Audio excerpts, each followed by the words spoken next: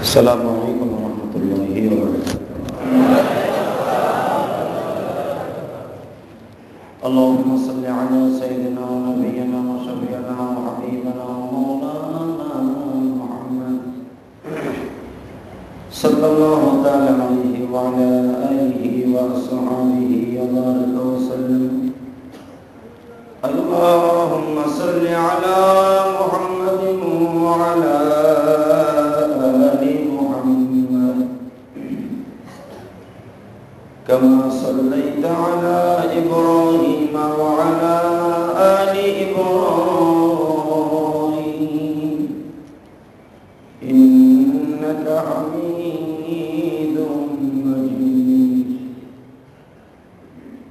اللهم بارك على محمد وعلى آل محمد كما باركت على إبراهيم وعلى آل إبراهيم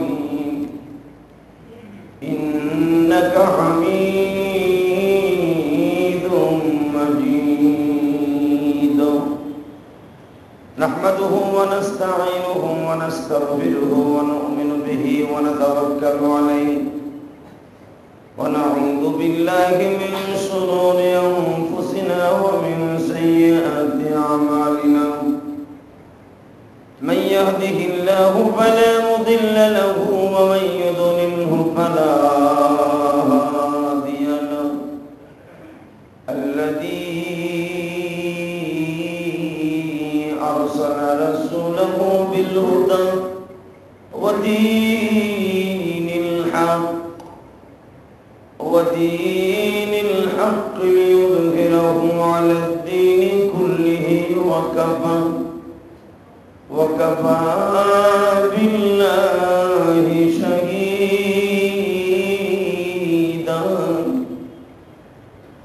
أما بعد فقد قال الله تبارك وتعالى: فأعوذ بالله من الشيطان الرجيم. بسم الله الرحمن الرحيم. يا أيها الناس اعبدوا ربكم. وقال الله تبارك وتعالى: وما من دابة في الأرض إلا على الله رزقها. وقال الله تبارك وتعالى: وما أرسلناك إلا رحمة للعالمين.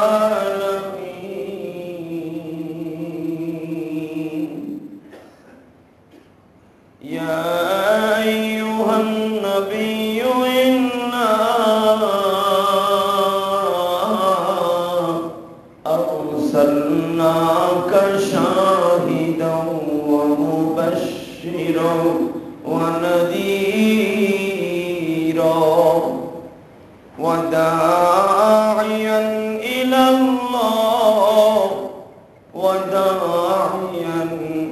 الله بإذنه وسراجا منيرا.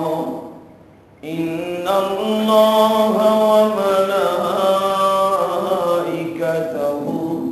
يصلون على النبي. يا أيها الذين آمنوا صلوا عليه وسلموا تسليما. صلى الله عليه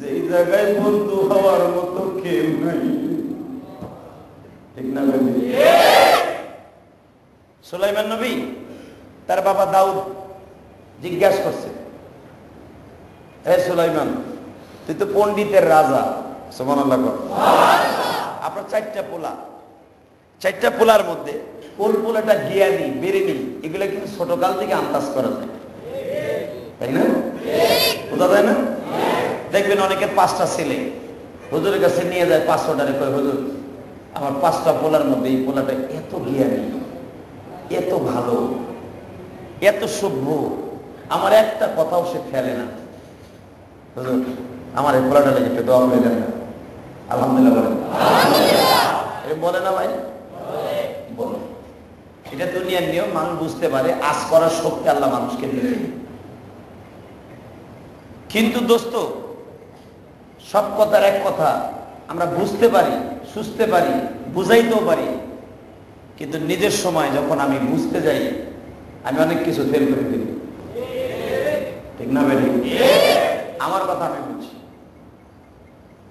আল্লাহ পাক বলেন, বান্দারে, দুনিয়ায় যত মানুষ আছে, যত বন্ধু আছে, দুনিয়ায় সব বন্ধু বান্ধব একদিন তোমার ত্যাগ হয়ে যাবে, দুশ্মন হয়ে যাবে, একমাত্র বন্ধু থাকবো আমি আল্লাহ।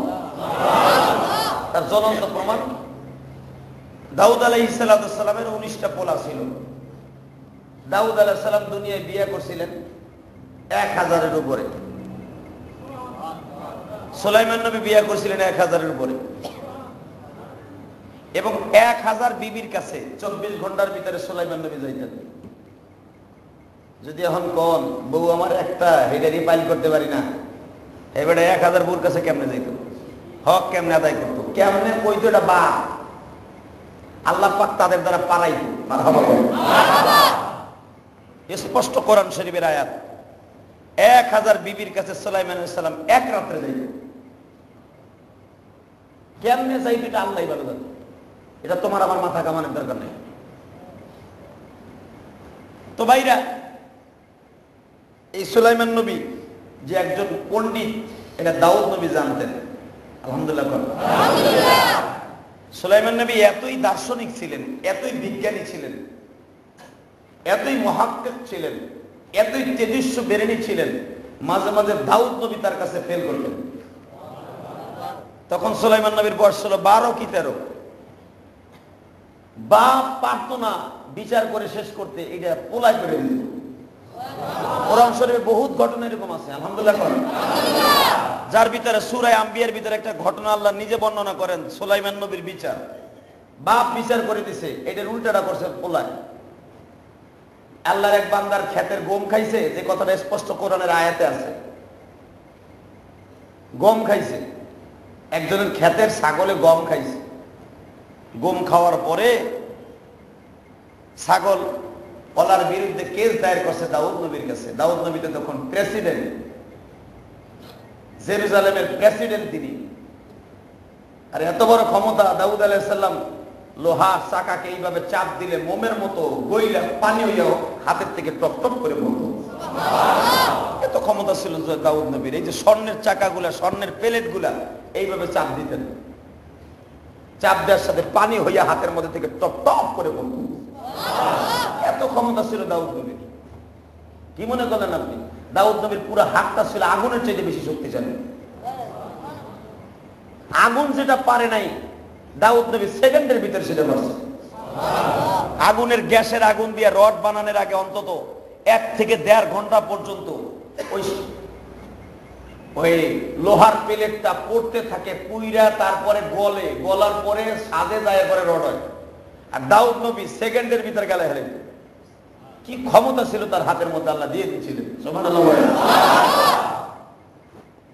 এই দাউদ নবী বিচার করে দিছে। ছাগল আল্লাহরে বলছে, শোনো, যতটুকু গম খাইছে তোমার ছাগলের দাম হবে কি? শূন্যস্থান পুরা করতে ছাগলের দাম হবে কি না? তা হবে। যেই নষ্ট করছে ফসল, ছাগলের দামের সাথে বেশি, বলে ছাগল লয়ে যাবো, তার জাহাতে ছাগল লয়ে যাবো। ছাগল আল্লাহ যখন নিয়ে রওনা দিছে, সুলাইমান নবীর বয়স তখন 13 কি 12। বাপের আব্বা, আপনার বিচারটা ঠিক হইল না, এটা উল্টা পাল্টা বিচার হইল। সুবহানাল্লাহ। এটা কিন্তু মৌখিক আলোচনা না, স্পষ্ট কোরআনের আয়াত, স্পষ্ট কোরআনের আয়াত। সুলাইমান নবী কাব্যে গাহেন কি এই বিচার ঠিক হয় নাই, আমি এটা মানি না, আল্লাহ মানব না। তুই কি কইতে চাস? কি কমো মানি? হ্যাঁ ফসল খাইতে হ্যাঁ হাতে আপনি ছাগলটা দিয়ে দিলেন, এটা কি হইল? গম খেত। গম খেত এটা এমন একটা উর্বর জিনিস, গমের মাথা খেয়ে ফেললে পানি পুনি দিলে 2 দিন পর আবার বুক জ্বালায়, গ্যাস জ্বালায়। তা তো ঠিক। তারে বলেন এই ছাগল ততদিন পর্যন্ত তার বাড়িতে থাকবে, এবং যার ছাগলে গম খাইছে হ্যারে বলেন এই গমের গোড়ায় পানি দিতে। যেদিনকে তার গমের শোক পরিপূর্ণ হয়ে যাবে, তার ছাগল সে নিয়ে আসবে, তার গম খাত ঠিক হয়ে যাবে। ছাগল লয়ে গেল, গমেও খাইলো, এটা কেমন হইল? আপনি দেখবেন 1 সপ্তাহ পরে গমের চেহারা পাল্টে দেব। কথা তো ঠিক, গম খেত তো কোনোদিন মরে না, গোড়া শুদ্ধা কাইটে এলো বুক জ্বালায়। দাউদ নবী কয় হ বাবা এটা তো ঠিক। এই হুনো কি, এই হুনো কি হইছে? ছাগল দিয়ে দাও। কেন হুজুর? ছাগলওয়ালার সাথে বাড়িতে নিয়ে যাও। নিয়ে গেল। তুমি যে কয়দিন এই গম তার নিজের অবস্থানে ফিরে আসতে যতদিন টাইম লাগে, ততদিন পর্যন্ত তুমি তার গম খাতে পানি দিবা, আর ততদিন পর্যন্ত তোমার ছাগলের দুধ সে খাবে, বাজারে বিক্রি করবে। এটা বিচার। সঙ্গে সঙ্গে আল্লাহ কোরআনের আয়াত নাযিল করেছেন। সাথে সাথে জাবুর কিতাবের আয়াত নাযিল হলো, দাউদ রে তোমার পোলা সুলাইমান যেই বিচার করছে এইটাই ঠিক। আমি আল্লাহ তার বিচারকে স্বাগতম জানিয়েছি। সুবহানাল্লাহ। বাজান ভালো করে বুঝেন, ভালো করে বুঝেন। মিনা কার্টুন আছে না, মিনা কার্টুন? মনে মনে ভাবলাম যে পোলাপানে মিনা কার্টুন নিয়ে তো ব্যস্ত, কাজ থেকে আরো 7 বছর আগের কথা কই, তো মোবাইলে জানি কি এটা ভরে আনছে, তো চিন্তা করলাম দেখি দিদি কি দেহস তোরা। দেখলাম মিনার নামে একটা সেরি আছে, সেরিটা কি জানি একটা গাড়ি হে চলাইতেছে, তার চাচা বাতি যায়, কয় আপনি গাড়ি স্টার্ট পারেন না? কয় না আমি মেয়ে হয়ে পারি। করতে কেমনে পারস? কেমনে জানি মেয়ে হয়ে গাড়িটা স্টার্ট দিয়ে দিল। এর দ্বারা বোঝার অনেক কিছু আছে। যখন স্টার্ট দিয়ে দিল দেখলাম যে ওই যে তার বাবা তারে বুকের মধ্যে নিয়ে আদর করতেছে, মা আপনি কত সুন্দর দামি একটা কাম করি। আমি তো ভাবছিলাম মেয়েরা বোকা। খুশি হওয়ার পরে বাপ যদি তারে বুকের মধ্যে নিয়ে চুমা দিতে পারে, সুলাইমান নবী এমন একটা কাম করলেন যার প্রমাণ স্বয়ং আল্লাহ সুবহানাহু ওয়া তাআলা তার জবাব দিলেন। 12-13 বছরের পোলার বিচার আল্লাহর পছন্দ হইতে, এটা জাবুর কিতাবের দ্বারা প্রমাণ। জাবুর কিতাবের পরে তাওরাত কিতাবে আল্লাহ ঘটনা বর্ণনা করলেন, তাওরাত কিতাবের পরে ইনজিল কিতাবে বর্ণনা করলেন, ইনজিল কিতাবের পরে ফাইনালি কোরআনে আল্লাহ বর্ণনা করলেন। কি মনে করলেন আপনি এই ঘটনাটা? ভাইরা আমার দিকে তাকান। যখন জাবুর কিতাবের থেকে ইনজিল কিতাবের মধ্যে আল্লাহ বর্ণনা করলেন, ইনজিলের থেকে যখন কোরআনে বর্ণনা করলেন, সুবহানাহু ওয়া তাআলা সাথে সাথে দাউদ আলাইহিস সালাম আর স্থির নাই। দাউদ পয়গম্বর সুলাইমানের বুকের মধ্যে সাইফা দিয়ে রেখে, বাপ রে তুই বুদ্ধি কই পাস? সুলাইমান নবী বলে, আব্বা আমি বুদ্ধি রাত্রে বানাই। কি করি? রাত্রে জোরে বল, আরো জোরে বানাই। কেমনে বানাস? কত আমার এই বুদ্ধি আমার আসছিল না, তুই কেমনে করবি? বাবা গো আমি যখন বিছানায় ঘুমিয়ে থাকি, কে যেন আমার বালিশের পাশে বসে, সুলাইমান রে তোমার বাবা যেটা না পারছে সেটার দ্বারা আল্লাহ তোমারে করবে। ও বাবা আল্লাহ আমারে দিয়া কি করাবে জানি না। বাজারে দুনিয়ার কিছু নিয়ম আছে। বাপ ছিল মুসি, সে কিন্তু বিশ্ববিখ্যাত পরমাণু দেশের মধ্যে একটা দেশের প্রেসিডেন্ট ছিল আহমদিনিজাদ।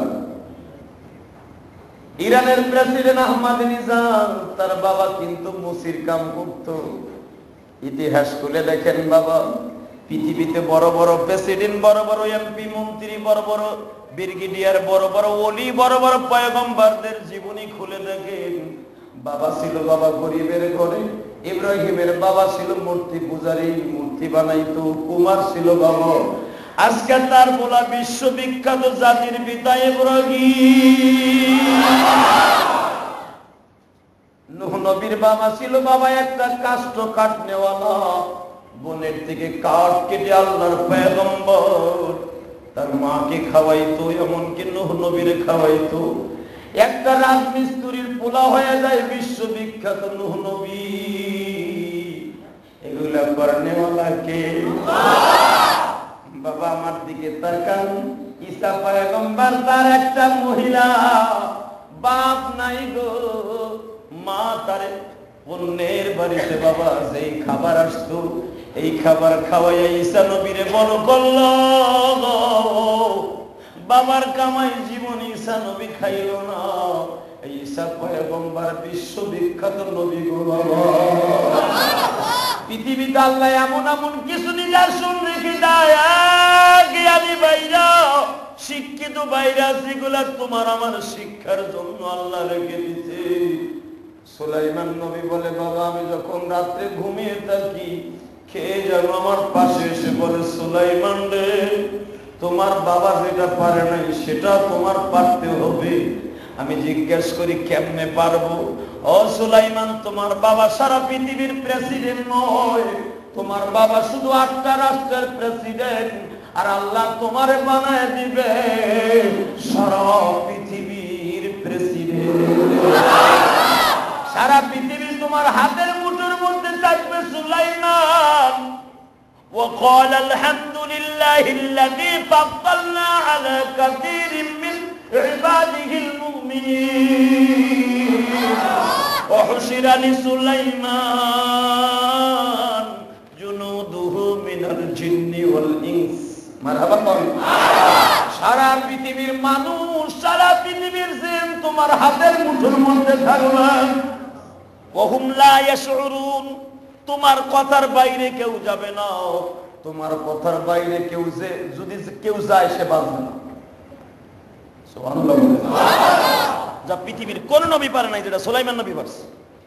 জেরুজালেমের ভূখণ্ডে বসে, এমন একটা চেয়ারে বসে, পৃথিবীর শেষ প্রান্তে সূর্যোদয়ের দেশ, ওখানে কি হইতো সুলাইমান নবী হাজার হাজার মাইল দূরের থেকে দেখতো। দুনিয়ার কোন নবীর এই পাওয়ার ছিল না।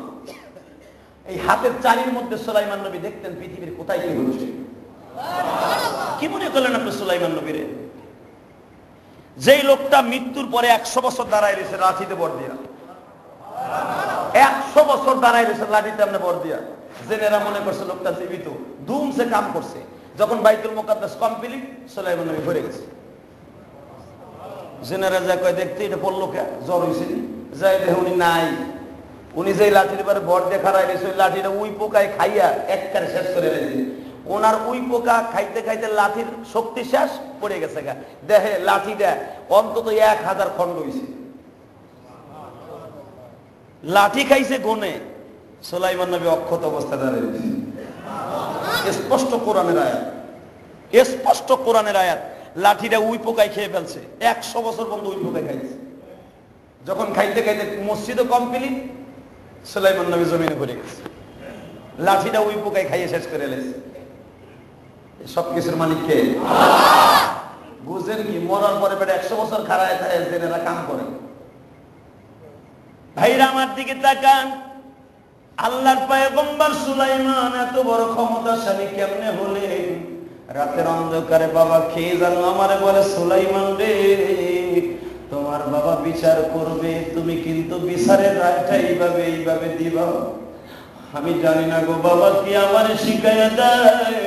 আল্লাহ তার জবাবে কোরআনে বলেন, وقال الحمد لله الذي فضلنا على كثير من عباده المؤمنين। ও নবী, আমি পৃথিবীর কিছু কিছু বান্দারে আমার হিকমত দান করি, সবাইরে দান করি না। وقال الحمد لله الذي وقال তাসনিয়ার সিগা, قال এক বচন, قال তাসনিয়ার সিগা। وقال الحمد لله الذي فضلنا على كثير من عباده المؤمنين। ইবাদ মানে বান্দা আমার কিছু কিছু বান্দার এমন শিক্ষা দেই দুনিয়ার কোন মানুষকে আমি এইভাবে শিক্ষা দেই না। সুলাইমান নবীর বয়স বাজান তখন 13 বছর। এই বিচারের পরে দাউদ নবী কয় বুদ্ধির ভান্ডারে দিগায় সুবহানাল্লাহ। ওই যে পোলায় মাঝে মাঝে বিচার করে এর লেগে বাপে ডাক বুদ্ধির খিলে দিগায় কি জাব্বা তুই তো অনেক বুদ্ধি বানাস তাই না, রাইতে বানাস না, কয় আমার একটা বুদ্ধি দে। কি কত দুনিয়া এমন এমন কিছু জায়গা আছে, দুনিয়া এমন এমন কিছু জায়গা আছে কাছে থাকার পর সে কোটি কোটি বছরের রাস্তায় কত এই জায়গাটা করি।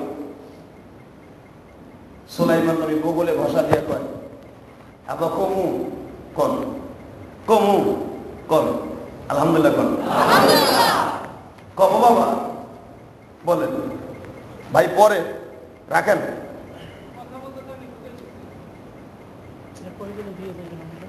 ভাইরা আমার দিকে তাকান, দিয়ে যায় কেন বহেন?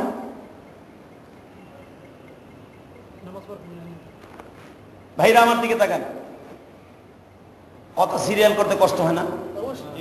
বহুত কষ্ট হয়। আপনি ভাইবেন না ওয়াজ এত সহজ। আপনি এখানে দাঁড়ান না, 2 মিনিট কথা কন না, পায়জামা গরম হইয়া বগলের নিচ দিয়ে ঘামাইয়া ওই ঠ্যাগের নিচ দিয়ে বাইরে এত সহজ না। চর্বি যতটুকু আছে শরীর দেখালে ঘামাবেন, মাউদ্দের ড্যান্স শুরু করবা, এত সহজ না। দেন না যে তাবলিগালারা মাঝে মাঝে আসে, কত বড় ইঞ্জিনিয়ার বাবা, কয় যে আপনি আছে হালকায় তালিমের বয়ান দিতে খারাইবেন, হ্যাঁ তারা এমন করেন ভাই বাকি নামাজের পরে ঠিক না? বাকি নামাজ কইতে কইতে 1.5 মিনিট গেছে, মোনাজাত শেষ মুসল্লিরা সুন্নাত হারাইছে, হ্যাঁ বাকি নামাজ লয় ভাই। বাকি নামাজের পরে বয়ান হইব, এলাকায় গাছতেও যাইব, যাইব কইতে যে 2.5 মিনিট শেষ। এত সহজ না রে দোস্ত। কোটি কোটি মানুষের ভিতরে বয়ান করার মতো যোগ্যতা আল্লাহ কোটি কোটি মানুষের মধ্যে কয়েকজন মানুষকে দান করে, ঠিক না বেঠে? ভালো করে বোঝার চেষ্টা করেন। এই কথাগুলো হারায় ফেলে শুধু আমি নয়, বিশ্ব মানবতার শান্তির দূত নবী মুহাম্মদুর রাসূলুল্লাহ, নবীর সাহাবীরা যে যদি কেউ কোন রকম ভাবে হুজুরের বয়ানের ভিতরে কেউ পাখি পর্যন্ত যদি ডিস্টার্ব করতো, হযরত ওমর মনে মনে ভাবতেন পাখিটারে বয়ানের পরে 2 টুকরা করে দেব। বয়ানগুলোর এত দৃষ্টি সহকারে সাহাবা একরাম শুনতেন, যার বিনিময়ে আজকে আমরা উলামা একরাম কথা বলি, যার ওসিলায় যে সাহাবীদের অক্লান্ত পরিশ্রমে আজকে আমরা কথা বলতে পারছি। জোরে বলেন আলহামদুলিল্লাহ। সুলাইমান নবীরে বলতেছে বুদ্ধির ঠিলা বল, কিছু কিছু জায়গা আছে পৃথিবীতে, সে জায়গায় মানুষ গেলে মনে হয় কোটি কোটি বছরের রাস্তায় সে চলে গেছে, বল সেই জায়গাটা কই? অনেক কাছে থাকার পরেও বলতে হবে এটা অনেক দূরে। সুলাইমান নবী বগল ঘষে আর আব্বা কমু আব্বা সে জায়গাটা হলো কবর। আমি যখন আপনাদের কাছে দাউদ নবীর প্রশ্নটা করছি, আপনাদের বুঝেন না এই জায়গাটা আবার করু। বাড়ির পাশে থাকা সত্য কোটি কোটি বছরের রাস্তায় সুলাইমান নবীকে আব্বা সেই জায়গাটা হলো কবর, কাছে থাকার পরও সে দূরে। কেমনে? আব্বা পৃথিবীর এক প্রান্ত থেকে আর এক প্রান্তের খবর নেওয়া যায় টেলিফোনের মাধ্যমে, বাতাসের মাধ্যমে, ইথারের মাধ্যমে, কিন্তু বাবা গো বাড়ির পাশে যারা ঘুম পড়াইছি জানি না তার কবর অবস্থা।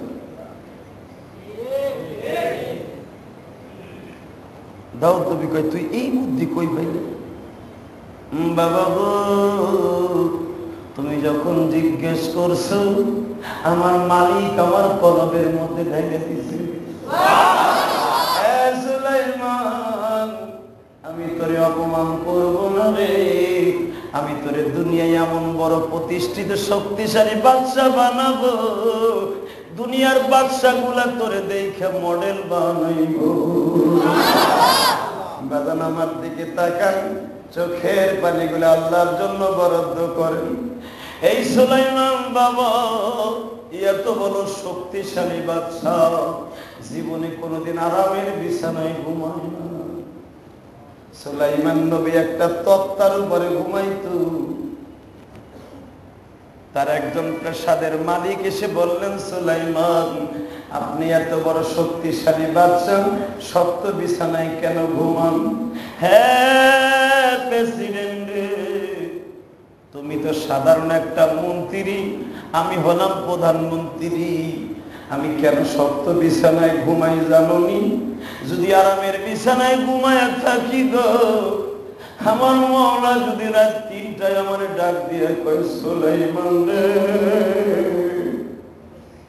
আমি মাহবুব একা বসে আছি, সুলাইমান তুমি একটু ওঠো না, সুলাইমান তুমি আমার কুদরতি পায়ে সিজদা দাও, আমি আল্লাহ তোমার মাথার উপরে হাত দিয়া তোমার একটু রহমত নাযিল করে ডাক দিয়ে দেই। কুল ইয়া ইবাদিয়াল্লাযীনা আসরাফু আলা আনফুসিহিম লা তাকনাতু মির রাহমাতিল্লাহ। ও সুলাইমান, আমি চাই আমার বান্দারে রাত 1টা 2টায় ডাক দিয়ে বলবো, বান্দার ঘুমায় থাকিস না, ওঠরে বান্দা, রহমতের মাস চলিয়া যায়, বরকতের মাস চলিয়া যায়। ও মানুষ, এই রজব মাসটা কিন্তু রহমতের মাস। এই মাসটা আসলে আমার নবী প্রতিটা জুমায় খুতবার ভিতরে বারবার পড়তেন, আল্লাহুম্মা বারিক লানা ফি রজব ওয়া শাবান ওয়া বাল্লিগনা রমাদান। পড়েন, আল্লাহুম্মা বারিক লানা ফি রজব ওয়া শাবান ওয়া বাল্লিগনা রমাদান। এই দোয়াটা যখন নবী আমার পড়তেন, লক্ষ লক্ষ ফেরেশতাও নবীর সাথে কণ্ঠ মিলাইতেন। আরো জোরে কও। পুরা সপ্তাহের ভিতরে কয়বার পড়ছো? জানেনই তো না, এই দোয়াটা তো আপনারা জানেনই না। হালাকি আমার নবী এই মাসটার ভিতরে সব সময় দোয়াটা পড়তেন, আল্লাহুম্মা বারিক লানা ফি রজব ওয়া শাবান ওয়া বাল্লিগনা রমাদান। এই দোয়াটা যখন বারবার পড়তেন, ফেরেশতারাও পড়তেন। কয়বার পড়ছেন বলেন? ভালো করে মনে করে দেখেন। মুখস্থই তো পারেন না, পারেন তো না, কিন্তু পোলায় কোন স্কুলে পড়বে, পোলার স্কুলের বেতন বাকি আছে কিনা, ব্যবসায় ঠিক মতো মাল দোকানে আছে কিনা, 1000 বার স্লিপ করলেন, 1000 বার মনের মধ্যে দোকানের কথা আনলেন, চাকরিতে ফাইল করতেছেন সেটা আনলেন, আমার নবীর কথাটা সস্তা মনে করলেন। আবার আমরা বলি জান্নাতে আমি যাবো না, তাই নবীন বাবু যাইব। ভালো করে বোঝার চেষ্টা করেন গো দোস্ত, জান্নাত কিন্তু সহজ যদি সেইভাবে বান্দায় আল্লাহকে পাইয়া দুনিয়ার থেকে যাও। ঠিক না বেটি? তাহলে আমার সাথে পড়তে পারবেন আজকে? পড়েন, আল্লাহুম্মা বারিক লানা ফি রজব ওয়া শাবান ওয়া বাল্লিগনা রমাদান।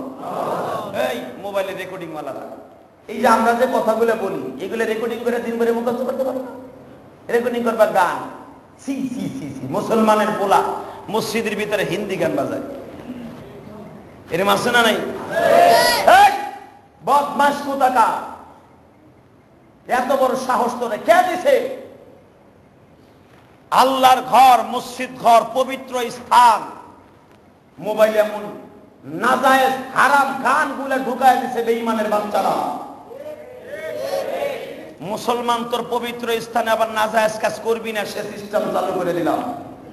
মুসলমানের পোলা মোবাইলের মধ্যে হিন্দি গান লাগাইছে, রিংটোন বন্ধ না করে নামাজে দাঁড়াইছে, শুরু হইছে নামাজের মধ্যে গান।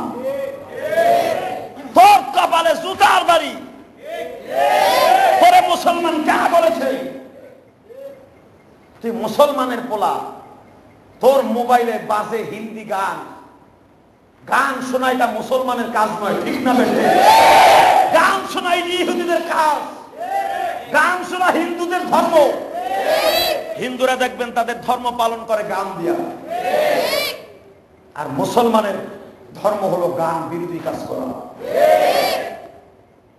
মুসলমানের পোলা কান বাইরে তো শোনেই আজান দিয়া, আবার মসজিদের ভিতরে শুনে আল্লাহ গজবের ভয় করে। এখনো টাইম আছে, ভূমিকম্প যে শুরু হয়েছে এমনি এমনি না, ভূমিকম্প শুরু হয়েছে, এখনো আল্লাহর কাছে তওবা করো, এখন তওবা করো, ভালো করে তওবা করো।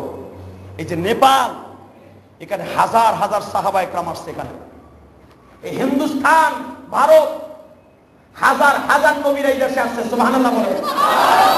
লক্ষ লক্ষ ওলিরা এই হিন্দুস্তানে এসেছে। বাংলাদেশে কোন নবীও আসে নাই, সাহাবীও আসে নাই। বাংলাদেশে এখনো ভূমিকম্প সেভাবে কেন হয় না জানো? এই দেশের মানুষের দিল এখনো নরম আছে। তোমাদের দুটি পাল ধরে বলছি, এখনো তোমাদের উপাসনাগার মসজিদগুলোর এখনো ভালো রাখো, তা না হলে এমন ভূমিকম্প হবে। আরে নেপাল তো শক্তিশালী দেশ, জাপান শক্তিশালী দেশ, তারা অর্থনৈতিকভাবে অনেক উপরে, হায়ার স্ট্যান্ডার্ডে। তোমার বাংলাদেশ যদি ওই নেপালে যেটা হইছে, যদি ওইটা বাংলাদেশে হইতো, 100 বছর চলে যাইতো ওই শূন্য স্থান পুরো করার মতো ক্ষমতা বাংলাদেশে। জাপান এত বড় শক্তিশালী দেশ, তারা নিজেরা বলে আমরা 100 বছর পিছনে পড়ে গেছি। জাপান যদি বলে সারা পৃথিবীতে যারা হিরো, যাদের মালের উপর দিয়ে, যাদের বেরেনের উপর দিয়ে কোনো বেরেন নেই, সেই বৌদ্ধর বাচ্চারা যদি বলতে পারে যে আমরা 100 বছর পিছনে পড়ে গেছি, আর তোমাকে দেশে যদি ওই একটা ভূমিকম্প পাল্লাই দেয়, তুমি কয় হাজার বছরের পিছনে যাবা, তুমি চিন্তা করো। ভাইরা, বাংলাদেশে সব তাকব্বারি করেন আমার ব্যাংকে টাকা আছে। ব্যাংকে যদি আল্লাহ ভূমিকম্প দেয়, কই যাবে তোমার টাকা? ঠিক না বেবি? ব্যাংক যদি বিনাশ হয়ে যায়, তোমার টাকা কইতে দেবে ব্যাংক? গাছের পাতা ছিঁড়ে ছিঁড়ে দিয়ে দিল। জাপানে ব্যাংকগুলা, মসজিদগুলা, গির্জাগুলা সব শেষ। নেপালে সব শেষ। হাজার হাজার মানুষ মারা গেল। তাদের তো পরিকল্পিত বিল্ডিং করছে নেপালে, জাপানে। যাদের বিল্ডিং গুলো আমি দেখছি চায়নায়, পুরা বিল্ডিংটা 5 তলা বিল্ডিং, 5 তলার উপরে বিল্ডিং কমই করে হইতেছে বসত বাড়ি। 5 তলা, 3 তলা, 3 তলাই বেশি করে বসত বাড়ির জন্য। পুরা 3টা তলা বিল্ডিং করে তারা স্প্রিং এর উপরে। তাদের থিওরি, যতই ভূমিকম্প হোক আমাদের বিল্ডিং কিছু হবে না। সেই বিল্ডিং গুলারে এমনে মুসরাইয়া আমার আল্লাহ তুলার মতো পরিষ্কার করে দিয়েছে। আর তোমার দেশে রাস্তা নাই, ঘাট নাই, অপরিকল্পিত বিল্ডিং গুলা একবার যদি নেপালের মতো ধ্বংসস্তূপ এই দেশে হয়, হাজার হাজার বছর কেটে যাবে, তবে স্বর্ণস্থান পুরো করা সম্ভব। আল্লাহর কাছে তওবা করো, এখনো টাইম আছে। গজব আসবে। কারণ কি জানো? যেই দেশে জুলুম, নির্যাতন, গরিবের কোনো নিরাপত্তা থাকে না, ধনীর কোনো নিরাপত্তা থাকে না, যেই দেশের মুসলমানদের কোনো নিরাপত্তা থাকে না, যেই দেশে নামাজের মধ্যে মুসলমান মসজিদের ভিতরে গান বাজায়, ওই দেশে আল্লাহর গজব আসে। ঠিক না বেঠে? উলামা ইকরাম এখনো পাও ধরে বলছি, কথাগুলোরে মাইন্ডে নিও না। আল্লাহর গজবে যখন আকৃষ্ট হয়ে যায় বান্দায়, গজবের ভিতর যখন গ্রাস হয়ে যায়, আল্লাহ তখন জমিন দেখো একটা জাকি দে, বুঝাই দে আমার কিয়ামত আসছে। ভূমিকম্প কোথার থেকে আবিষ্কার হয়েছে আমার নবীও জানে না। নবী বারবার, নবীর যুগে অনেকবার ভূমিকম্প হয়েছে। খুসুফ আর খুসুফ যাকে বলা হয়, চন্দ্রগ্রহণ, সূর্যগ্রহণ, এটা কিয়ামতের আলামত। 3টা জিনিস আমার আল্লাহ আমার নবীরে জানায় নাই। সুবহানাল্লাহ বলেন। তার ভিতর চন্দ্রগ্রহণ, সূর্যগ্রহণ এবং ভূমিকম্প এবং বিজলি দেখেন না? এই বিজলিও আমার নবীরে বুঝায় নাই আল্লাহ। কেন বুঝায় না? এগুলো কিয়ামতের আলামত। এই যে বিজলি চমকায়, এটা কিন্তু কিয়ামতের আলামত। এই যে ভূমিকম্প, এটা কিয়ামতের আলামত। আমার নবীও জানতেন না। আমার নবী বারবার জিজ্ঞেস করছে, আল্লাহ চন্দ্রগ্রহণ কেন দাও? আল্লাহ পাক বললেন, সবে যদি আপনারা জানাই দেয়, তাহলে আমি আল্লাহর দাম কি দেব? এক কথায় খালাস। ভূমিকম্প শুরু হয়েছে, নবী দৌড় দিয়ে মসজিদে গেছে, জানতে চাইছে আল্লাহ ভূমিকম্প কেন হয়? আমার উম্মত মাথা ঘুরে পড়ে যায়, আমার উম্মত তো মরে যাবে। আল্লাহ বলে, সবকিছু জানার দরকার নাই, এতটুকু আপনি জানেন নেন, এগুলো হলো কিয়ামতের আলামত। আমরা বৈজ্ঞানিকরা কত কিছু বানাইছে। জমিন হলো কুন্ডার উপরে, পানির উপরে, মাঝে মাঝে পানিতে নাড়া ছাড়া যায়, ভূমিকম্প হয়। পানিতে নাড়া ছাড়া দিলে ভূমিকম্প হয়। হ্যাঁ, নবী তাই জানে না, তুমি আর আমি করতে জানবো। চন্দ্রগ্রহণ, চন্দ্রগ্রহণ, চন্দ্র ঘুরতে ঘুরতে ঘুরতে তার কক্ষ রেখায় যে একটা বাড়ি খায়, এটা চন্দ্রগ্রহণ হয়ে যায় না। কিয়ামতের আলামত। আল্লাহ কোরআনে বলছেন, ইজা শামসু কুব্বিরাত ওয়া ইজান নুজুমুন কাদারাত। আমি চন্দ্রটাকে যে টান করে বাড়ি দিয়ে জমিনে ফেলাই, শামসু কব্বিরা, সূর্যের একটা বাড়ি দিয়া খণ্ড বিখণ্ড করে জমিনে ফেলাই দিই। এটা হলো কিয়ামতের আলামত, যে চন্দ্রগ্রহণ চন্দ্রটারে যে বাড়ি দিয়া তার অস্তিত্ব হারাই ফেলতে পারি, এটা আমি আল্লাহ বুঝাই দিলাম। এটা কিন্তু কিয়ামতের আলামত। এই চন্দ্র সূর্য একদিন থাকবে না। আমার ভাইরা ভালো করে বোঝার চেষ্টা করেন। আল্লাহর গজবে যখন বান্দা গ্রাস হয়ে যায়, তখন 100% ভাবে আল্লাহর গজব আসতে থাকে। ভূমিকম্প, জলস্বয় যেটাকে বলা হয়, ওই যে টরেন, নার্গিস, আরো কত কিছু নাম দেয় না, হ্যাঁ, হেরিকেন, ঝড়, আরো সিডোর, মিডোর, কত কিছু, কসু, গেসু, কত নাম বানায় স্থানে আমরা দিয়ে দিই। কিন্তু নাম তো বানাই দিতে পারলাম, আসলে সবকিছুর মূলে হলো গজব। সবকিছুর নাম বাদ দিয়ে একটা নাম হবে, সেটা হলো গজব। সেটার নাম কি? যাহারাল ফাসাদু ফিল বাররি ওয়াল বাহরি বিমা কাসাবাত আইদিন নাস। এটা হলো নাম আল্লাহর কোরআনে। কোন সিডোর, নার্গিস, এগুলা বাদ আল্লাহ কোরআনে নাম একটা দিছে, যাহারাল ফাসাদু ফিল বাররি ওয়াল বাহর। আমি যখন বান্দারে দেখব পাপ করতে করতে করতে একবারে শেষ সীমায় পৌঁছে গেছে, তখন আমি আল্লাহ কি করি জানো? যাহারাল ফাসাদ ফিল বাহর, বাহার মানে সমুদ্রকে বলি, এখন একটা জলস্রোত চালু কর। তখন সাগরে তার তলদেশ থেকে একটা বুটকি, মানে বুটকি, যেই বুটকি সীমারেখা পৃথিবীর কেউ কোনোদিন আবিষ্কার করতে পারে নাই, সাগর তখন রাগে ফাটতে থাকে, ফুলতে থাকে, ফুইলা ফুইলা এমন ভাবে বাস হয়, পানি এত পরিমাণ চাপ দেয়, যে চাপের কারণে বাড়িঘর ভাইঙ্গা, যেটার নাম শিরুর। আসলে কোরআন শরীফে আল্লাহ বলেন, যাহারাল ফাসাদু ফিল বাররি ওয়াল বাহর বিমা কাসাবাত আইদিন নাস। মানুষ যখন বেশি পাপের, আইদিন নাস, মানুষ যখন বেশি পাপের কাজ করবে, আমি আল্লাহর গজব বাতাসকে চালু করতে বলবো, পানিকে চালু করতে বলবো, জলকে বলবো আমি বাতাসের মধ্যে থেকে আগুন ঢুকায় দিব, পানির মধ্যে আগুন ঢুকায় দিব, সমুদ্রের ভিতর থেকে আগুন ঢুকায় দিব। আমি অগ্নিগিরি দেখবেন পাহাড়কে জ্বালাইয়া, দেখেন না মাঝে মাঝে, হ্যাঁ, পাহাড় মনে হচ্ছে তুষের ছাইয়ের মতো গলে গলে পড়তেছে। পৃথিবীতে যত বছর আপনি পাথরকে জাল দিবেন, পাথর কিন্তু সহজে গলে না, কিন্তু এমন কি আগুন যে পাথর গইলা পানির মতো রাস্তায় বের হয়ে যাচ্ছে। সেটা কিসের আগুন? তুমি একটা পাথরে তোমার চুলের নিচে দিয়া শত শত বছর জাল দাও, দিতে হতে কিছু হয়নি। হালাকি এটা এমন কি আগুন পাহাড়ের মধ্যে, যেটা পাথরকে গালাইয়া পানির মতো করে রাস্তায় নামিয়ে। ওই যে আল্লাহ বলছে, যাহারাল ফাসাদু ফিল বাররি ওয়াল বাহরি বিমা কাসাবাত আইদিন নাস। মানুষ যখন গুনার কাজ সর্বশেষ পর্যায়ে পৌঁছায় যাবে, তখন আমি পাহাড়কে বলবো, তোর ভিতর থেকে আমার একটা খেলা দেখাই। সাগরে পাহাড়ে খেলা দেখায় রে দোস্ত, আমি তো হাত জোর করে বলছি, যারা এখনো পর্যন্ত ঠিক হন নাই, ঠিক হয়ে যান।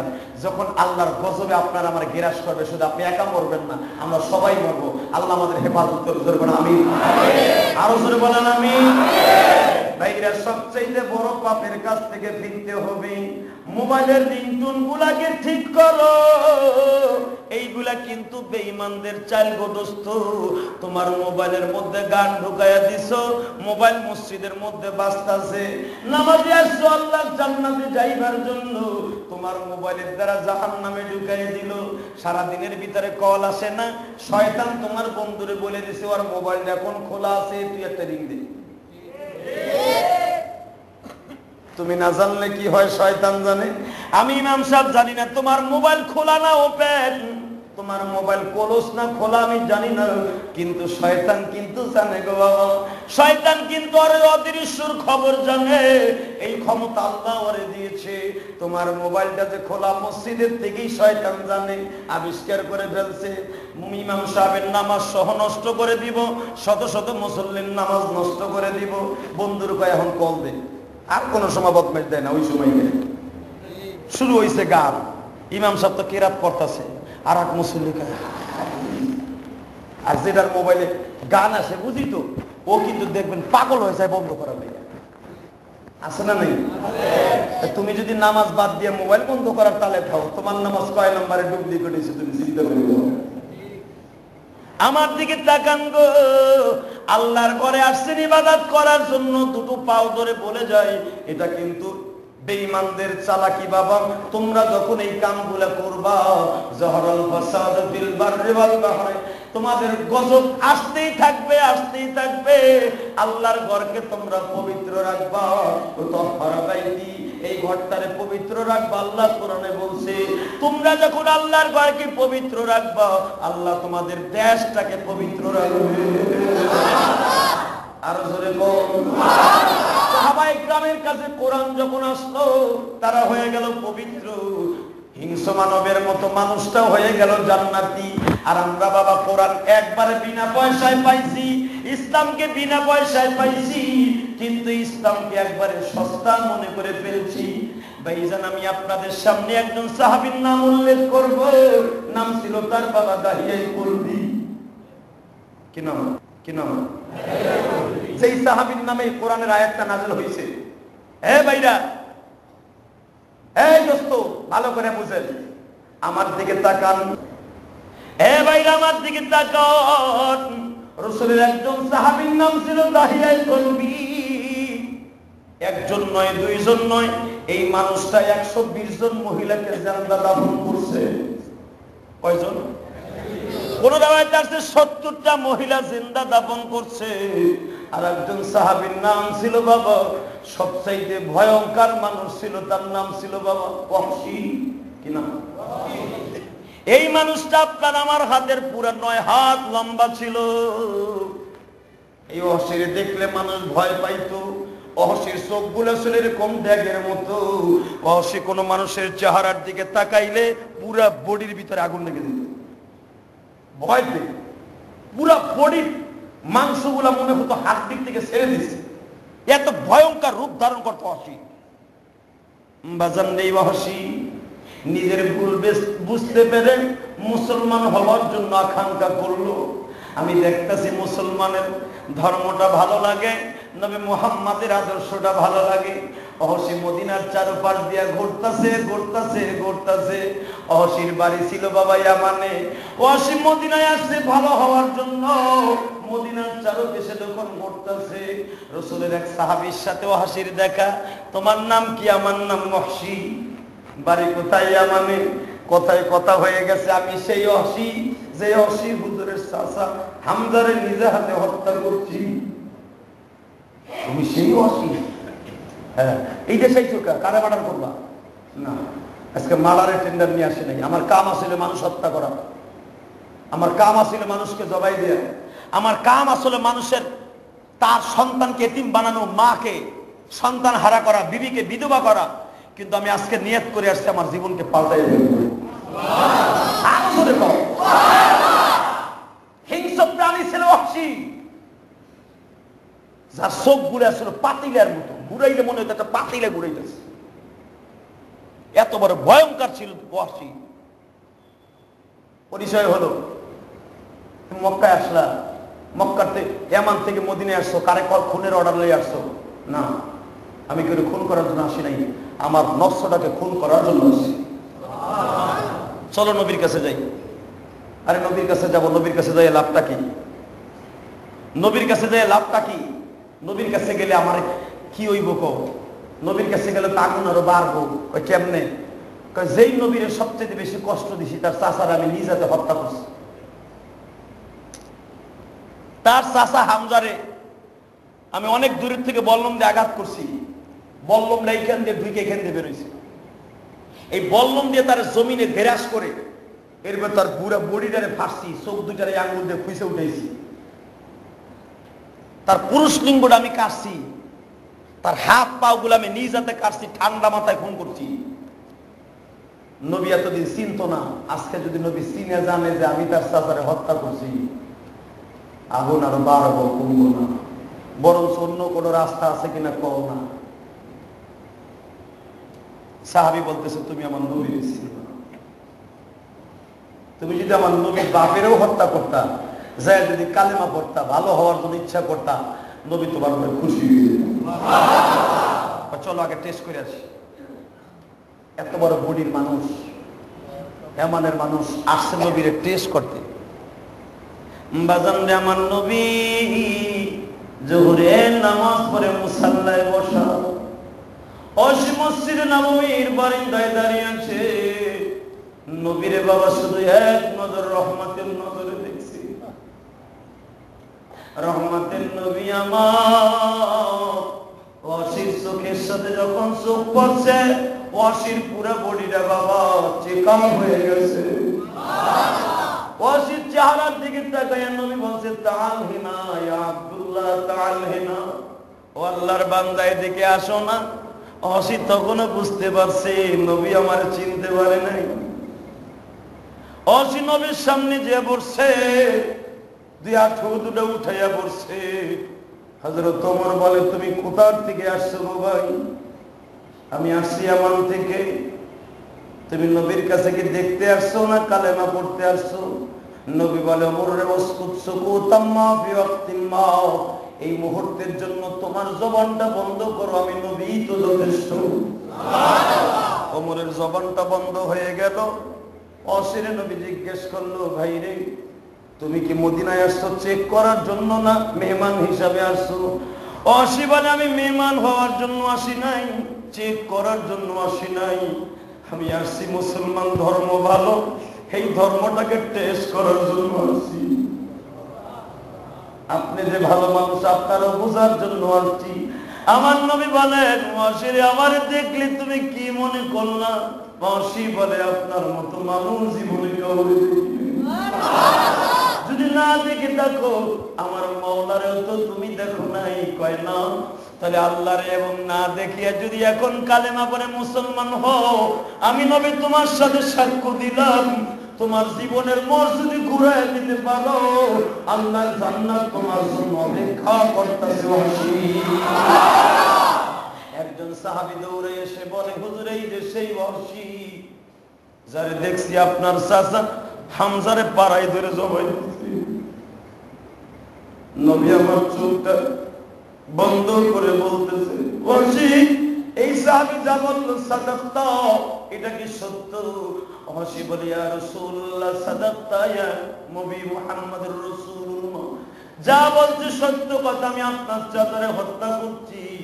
হুজুর, আমি স্বীকার করছি, এরকম শত শত মানুষকে আমি বহুত কষ্ট দিছি, কারো হাত কাইটা দিছি, কারো পাও কাইটা দিছি, অর্থের লোভে করে দিছি। আমি মানুষের মতো মানুষ হতে এসেছি, আমি কি মাফ পাবনি? আমার নবী বলে, ওয়াহশী রে, মাফ তো পাবি রে ওয়াহশী, কিন্তু আমি তোরে কেমনে মাফ করি?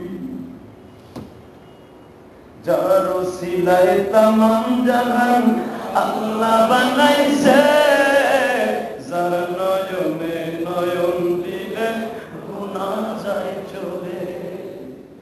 ভাইরা ভালো করে বুঝবেন, যখন নবী বললেন আমি তোরে কেমনে মাফ করি রে ওয়াহশী, সঙ্গে সঙ্গে আল্লাহ কোরআনের আয়াত দিয়ে বলে, কুল ইয়া ইবাদিয়াল্লাযীনা আসরাফু আলা আনফুসিহিম লা তাকনাতু মির রাহমাতিল্লাহ। নবী, আপনি কেমন কথা বললেন?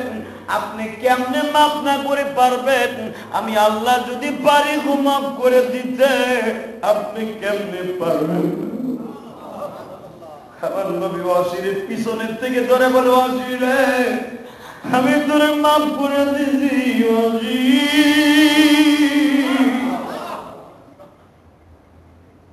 কিন্তু ওয়াহশী রে, মাফ করছি ঠিকই, তুই যতদিন বাঁচবি আমার চোখের সামনে আসবি, তুই আমার পিছনে বসবি রে ওয়াহশী, সামনে বসবি না। তুই আমার সামনে বসলে প্রতিশোধের আগুন ধাউ ধাউ করে জ্বলবে। কারণ তুই জানোস না ওয়াহশী, আমার একদিন মক্কার মুখানজা বুঝেলে একটা থাপ্পড় দিছিল। আমার এমন একটা চাচারে তুই মারছো, আমার চাচা আমার প্রতিশোধ নেওয়ার জন্য 3টা দিন পর্যন্ত একদম পানিও খায়, রাতের অন্ধকারে দাঁড়ায় দাঁড়ায় ঘুমাইতো, আবু জাহেলের বাড়ির সামনে দাঁড়ায় থাকতো, কোন রাস্তায় বেঈমান যায় গো। আমার মায়ের প্রতিশোধ না লইয়া আমার চাচা বাসায় পর্যন্ত যায়। আমি নবীর চোখে পানি দেখলে আমার চাচা পাগল হয়ে যাইতো। আমি একটা ওয়াক্ত না খাইলে আমার চাচা আমারে না খাওয়াইতো না, কোনদিন দানা পানি মুখে দিত না। আশিরে তোরে আমি মাফ করে দিছি, আল্লাহ মাফ করে দিছে, কিন্তু শর্ত রে অসি তুই আমার সামনে আসবি না। হঠাৎ করে অসি যুদ্ধের মাঝে নবীর সামনে একদিন পড়িয়া যায়। অসি মাথা নিচের দিক দিয়ে দাঁড়াইয়াছে, আমার নবী আর একদিক ঘুরে গেছে। আমার আল্লাহ বলে, নবী গো এই কাজটা কেন করলেন গো নবী? আপনার একদিক ঘুরলেন, অসিও চোখ বুঝে বসে রইল। আমার নবী বলে, মাবুদ রে তুমি তো আমার অন্তর্যামী, তুমি সব জানো, দুনিয়ার কোনো মানুষ না জানলে তুমি জানো। অসিরে দেখলে আমার কোনো রাগ হয় না, কিন্তু অসিরে দেখলে আমার মন বলে অসি বুঝি ওই চোখ দিয়ে আমার চাচারে দেখে দেখে আমার। আল্লাহ বলেন, নবীজি আপনি যেটা চাইবেন সেটাই হবে, কিন্তু আপনার মৃত্যুর আগে অসির কাছ থেকে দাবিটা ছাড়াইয়া দেন। আল্লাহু আকবার। নবীর জীবদ্দশা পর্যন্ত অসির সামনে আসে নাই। হঠাৎ করে নবী যেদিন দুনিয়ার থেকে বিদায় নেবে রবিউল আউয়াল মাসের 12 তারিখ, ওদিনকে সকালবেলা অসিরে ডাক দিল, অসিরে আমার আল্লাহর ওয়াদা তোর কাছ থেকে দাবিটা ছাড়াইয়া যাওয়া। অসিরে যখন ডাক দিছে, অসি নবীর পাও দুটা বুকের সাথে লাগাইয়া চুমা দিতেছে। নবীজি এই কদমটা ধরার জন্য কত চেষ্টা করছি, এই কদমটা ধরার জন্য কত চেষ্টা করছি। আজকে যখন আপনি আমার ধরার সুযোগ দিয়েছেন, আমার মনে আর কোনো দুঃখ নাই গো নবী। আপনি একটা ওয়াদা দিবেননি, আপনি আমারে মাফ করছেননি। অসি তোরে মাফ করবো একটা শর্তে, আমার ইন্তেকালের পরে বাতিল ফিরকার আবির্ভাব হবে, তারা কোরআন হাদিসকে ভাঙ্গায়া মানুষকে পথভ্রষ্ট করবে, এইগুলার কুত্তার মতো পিটায়া পিটায়া মারবে। আল্লাহু আকবার। তার ভিতরে বর্তমান দাজ্জাল হয়ে দাঁড়াইছে এক শ্রেণীর মুসলমান নামী বর্গ, যার ভিতরে মুসাইলামা বিন কাযযাব ছিল, নামাজ পড়তো, আযান ঠিকই দিত, কিন্তু বাবা এই বেঈমান বলে ফেললো আমি মুসলমান, আমি কালেমা পড়ি, যাকাত দেই, সব কিছু ঠিক আছে, কিন্তু আমি নবী মুহাম্মদ, আমার ধর্ম থাকবে আলাদা। সে কিন্তু এটারে হত্যা করছে। মুসলমান ভাইরা, আমি কেন আজকে এই কথাটা বলছি শুনবা। বাংলাদেশে একটা ফিরকা বের হয়েছে, লা মাযহাব, আহলে হাদিস দাবি করে, আহলে হাদিস দাবি করে একটা শ্রেণী বাংলার জমিনে এখন আবিষ্কার হয়েছে। এই বাতিলগুলোর আগে দেখা যায় নাই, বর্তমানে মাথা নাড়াচাড়া দিয়ে উঠছে, এইগুলার মাথাকে কচু গাছের মতো কেটে ফেলতে হবে। যেখানে পাইবা সেইখানে সঙ্গে সঙ্গে অ্যাকশন করবা। এগুলা মানুষগুলারে আল্লাহর রাস্তা থেকে সরাবার জন্য শয়তান শুরু করছে। এইগুলা যখনই কথা বলবে থাপ পাইতে কাল দুটো লাল বানায় মসজিদে নিয়ে আসবে। এরা ইসলামের দুশমনেরা, এরা ইসলামের দুশমন, এরা আমেরিকার আশ্রয় প্রশ্রয় লালিত পালিত এই আহলে হাদিস নামে একটা সম্প্রদায়। ওরা হাদিস আহলে হাদিস দাবি করে। হাদিস যাদের দ্বারা আসলো, ইমাম বুখারী, ইমাম মুসলিম, ইমাম আবু দাউদ, এদের আগে জন্ম নিছে ইমাম আবু হানিফা, ইমাম আহমদ বিন হাম্বল, ইমাম আবু ইউসুফ, এরা জন্ম নিছে দুনিয়ায়। তোদের আহলে হাদিস আবিষ্কার হওয়ার শত শত হাজার হাজার বছর আগে। ইমাম আবু হানিফা রাহমাতুল্লাহর জন্ম হইতেছে 100 হিজরির পরে। ইমাম আবু হানিফা রাহমাতুল্লাহ 8 জন সাহাবীর কাছ থেকে হাদিস সংগ্রহ করেছে। যাকে পৃথিবীতে একজন ইমামকে তাবি বলা হয়, সে হলো আমাদের ইমাম আবু হানিফা। এই আহলে হাদিস সম্প্রদায় নামে বাতিল ফিরকা, এই বাতিলগুলা ইমাম আবু হানিফারে কাফের বলে ফতোয়া দেয়। এরা কোনো ইমাম মানে না। আরে হাদিস মানলে ইমাম মানতে হবে, ঠিক না ঠিক? ইমাম আবু হানিফা, ইমাম মালিক, ইমাম আহমদ বিন হাম্বলের দ্বারাই পৃথিবীতে হাদিস আছে। বাপরে মানবা না, তুমি পোলা দাবি করবা, তোরে জুতা দিয়ে বাইরে গালে পাড়া ফাটায় না। যখন এইগুলা রাস্তাঘাটে কথা বলবে সাথে সাথে অ্যাকশন। এরা কোনো পীর মানে না, কোনো মাযহাব মানে না, এরা কোনো ইমাম মানে না। বোঝা গেল? বাপরে বাপ দিয়ে যেরকম পোলা দাবি করা, এরা ইসলাম দাবি করতেছে, আহলে হাদিস দাবি করতেছে বাপরে বাপ দিয়া, ঠিক না বেটে? যাদের দ্বারা হাদিস দুনিয়া আসলো তাগো মানবি না, তুই আবার আহলে হাদিস দাবি করবো? থাপড়াইয়া বাংলাদেশে অন্তত হবে না, কারণ এটা শাহজালাল আমানির দেশ। এরা শাহজালাল আমানির শুদ্ধ গালি দেয়। শাহজালাল আমানির কয় এটা ভণ্ড। যখন এই কথাগুলো বলবে, যে অবস্থায় বলবে, তুমি আমার কাছে নালিশ করো বেটা। তুমি যখনই বলবে শাহজালাল আমানি ভণ্ড, ইমাম আবু হানিফা কাফের, ইমাম শাফি কাফের, কোন মাযহাব মানি না, ওরে থাপ্পাইতে গাল তার সল বানাইয়া এরপর ইমামদের কাছে টাইকে ধরে নিয়ে আসে। এর নাম হলো ইমানদারি। আল্লাহ আমাদের তৌফিক দান করুক, জোরে বলুন আমিন।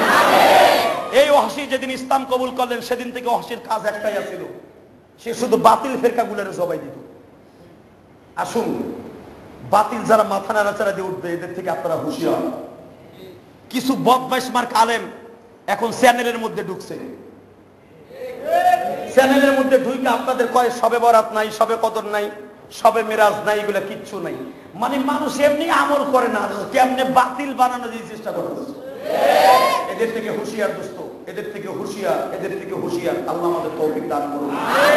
আল্লাহ আমাদের সকলকে ঈমান যারা হরণ করার জন্য চেষ্টা করছে, এই শেষ প্রান্তে এসে, মানুষ এমনি নামাজ পড়ে না, মানুষকে নামাজের থেকে কেমনে বিচ্ছিন্ন করা যায় চেষ্টা করা লেগেছে একটা ভণ্ড আলেম বলি। আল্লাহ এই সমস্ত বাতিলের থেকে, ভণ্ডর থেকে হেফাজত করে বলেন আমিন। আমার তৌফিক ইল্লা বিল্লাহ। আল্লাহুম্মা ইগফির লানা ওয়া লিওয়ালিদাইনা রাব্বিরহামহুমা কামা রাব্বায়ানি সগীর। রব্বুল আলামিন, তুমি যে বাঁচাই রেখেছো, তোমার শাহী দরবারে হাজার হাজার শুকরিয়া। তুমি বান্দার প্রতি যে কত মায়াশীল কেউ জানে না গো আল্লাহ। বিপদে আপদে মা বাপকে, বন্ধু বান্ধবকে, কাউকে পাওয়া যায় না, কিন্তু তোমারে পাওয়া যায়। আল্লাহ, যারা এত গরমের মধ্যে দিয়া জুমার নামাজ পড়লো, এই বান্দাগুলারে কেমনে খালি হাতে ফিরাইয়া দিবা গো? মেহেরবানি করে এদের জীবনের সব গুনাহগুলি মাফ করে দাও। আহারে, দুটি হাত তুললি মনে পড়ে যায় মা দুঃখিনীর কথা। মা,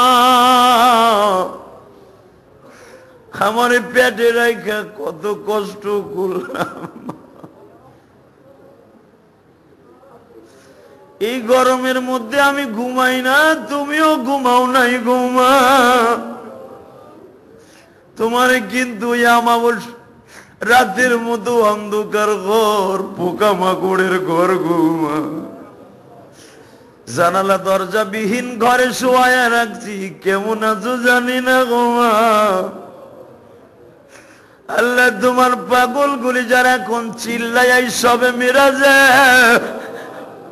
মিরাজের চাঁদের শেষ জুমায় যারা হাত তুলছে গো, এদেরকে তুমি কেমনে মাফ না করে পারবা? এই যুবক, আল্লাহকে শুনে ডাক দাও।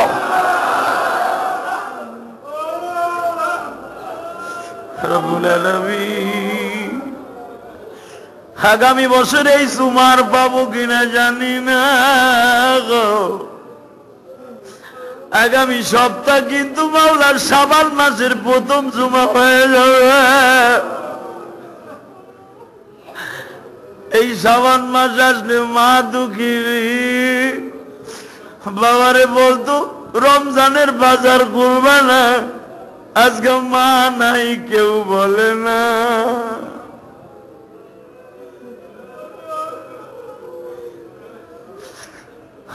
অনেকের মা আছে, বাবা নাই। এই শাবান মাস, রমজান মাস আসলে বাবার কথা মনে পড়ে যায়। আল্লাহ, তুমি দেখো তো কার মনে বাবার স্বপ্ন জায়গা উঠছে। আল্লাহ, দেখো তো কার মার কথা মনে পড়ে গেছে। আল্লাহ, দেখো তো কার বিবির কথা মনে পড়ে গেছে। আল্লাহ, দেখো তো কার মনের আশা তোমার কাছে।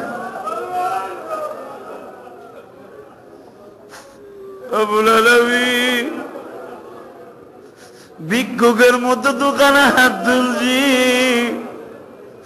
তুমি আমাদের হাত পছন্দ হবে না জানি গো, কিন্তু রজব মাসের শেষ জুমার খাতিরে মাফ করে দাও আল্লাহ। আল্লাহ মাফ করে দাও না, আল্লাহ মাফ করে দাও না, আল্লাহ দেও না। আল্লাহ কার মনের কি অসুবিধা তুমি দেখো। তোমার বান্দারা কেউ বাপ হারাইছে, কেউ মা হারাইছে। আল্লাহ তোমার বান্দারা আমার কাছে দোয়া চাইছে, যারাই দোয়া চাইছে মেহেরবানি করে তাদেরকে মাফ করে দাও আল্লাহ। যারা হাসপাতালের বেডে আছে তাদের সবাইকে হেফাজত করো আল্লাহ। কালকে যে অ্যাক্সিডেন্ট করছিলাম বাঁচার কথা না, আল্লাহ তুমি হেফাজত করছো আল্লাহ। তুমি আমার ভাইদের কেমনে করে হেফাজত করো আল্লাহ, সকলকে তুমি হেফাজত করো আল্লাহ। আল্লাহ তুমি হেফাজত করো আল্লাহ। সবার জানে মানে বরকত দান করো, ব্যবসা বাণিজ্যে বরকত দান করো আল্লাহ। আমাদের সকলকে তুমি মাফ করে দাও। মালাকুল মওত যেদিন পাঠাইবা এই জবান থেকে জারি করে দিবা লা ইলাহা ইল্লাল্লাহু মুহাম্মাদুর রাসূলুল্লাহ।